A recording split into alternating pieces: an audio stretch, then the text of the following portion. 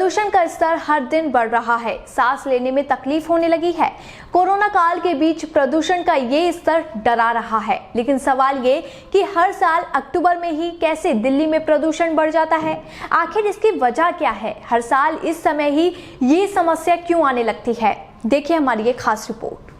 दिल्ली में जैसे जैसे सर्दियों ने दस्तक देनी शुरू की है, वैसे वैसे यहाँ के आसमान पर जहरीली धुंध की परतें जमती जा रही हैं। प्रदूषण का स्तर हर दिन बढ़ रहा है।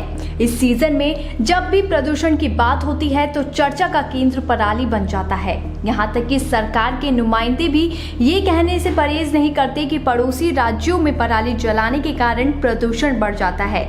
हालांकि हाल ही में केंद्रीय पर्यावरण मंत्री प्रकाश जावड़ेकर ने कहा है कि प्रदूषण में पराली की हिस्सेदारी महज 4% है।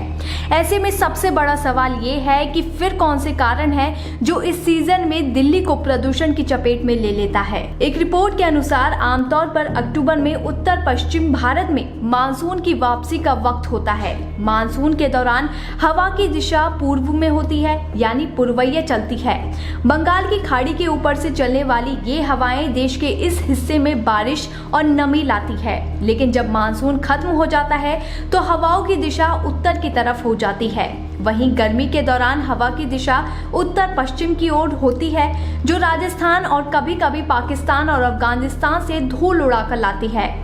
नेशनल फिजिकल लेबोरेटरी की एक स्टडी में ये बात सामने आई है कि सर्दियों में दिल्ली में 72% हवाएं उत्तर पश्चिम से आती हैं, जबकि बाकी 28% इंडो गंगा यानी उत्तरी मैदानी इलाके से आती हैं। यानी इस सीजन में दिल्ली में ज्यादातर हवा धूल वाले इलाके से आती है। हवा की दिशा में बदलाव के अलावा तापमान में गिरावट भी प्रदूषण के स्तर को बढ़ाने का काम करती है। इसके अलावा तेज हवा भी प्रदूषण बढ़ने का एक कारण होती है। लेकिन गर्मियों की तुलना में सर्दियों की हवा की गति में कमी आती है और मौसम हालात ऐसे बन जाते हैं कि इस तरह के इलाके प्रदूषण का केंद्र बन जाते हैं। जब खेत में पराली जलाई जाती है और धूल भरी आंधी चलती है तो पहले से ही प्रदूषण हवा में घुलकर ये वायु की गुणवत्ता को और खराब कर देती है। इसके अलावा धूल और वाहनों से होने वाला प्रदूषण भी दिल्लियों में सर्दियों के दौरान हवा की क्वालिटी को खराब करता है।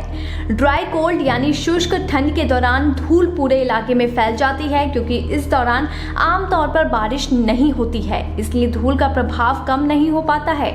और यही वजह है कि दिल्ली सरकार और फॉर्मूला भी लागू करती रही है। लॉकडाउन के दौरान भी इसका सबूत देखने को मिला। जब सड़कों पर वाहन नहीं थे तो दिल्ली का आसमान नीला नजर आने लगा था। लोग सोशल मीडिया पर जमकर फोटो पोस्ट कर रहे थे। इस तरह हवा की दिशा में बदलाव, मौसम का बदलाव और वाहन भी दिल्ली में प्रदूषण बढ़ने के अहम कारण होते हैं। BBPN की रिपोर्ट। ताज़ा खबरों के लिए बने रहिए BBPN नेटवर्क के साथ, क्योंकि यहाँ आपको खबरें मिलेंगी नए भारत की। हमारे साथ बने रहने के लिए हमारे चैनल को सब्सक्राइब करें और शेयर करना बिल्कुल ना भूलें।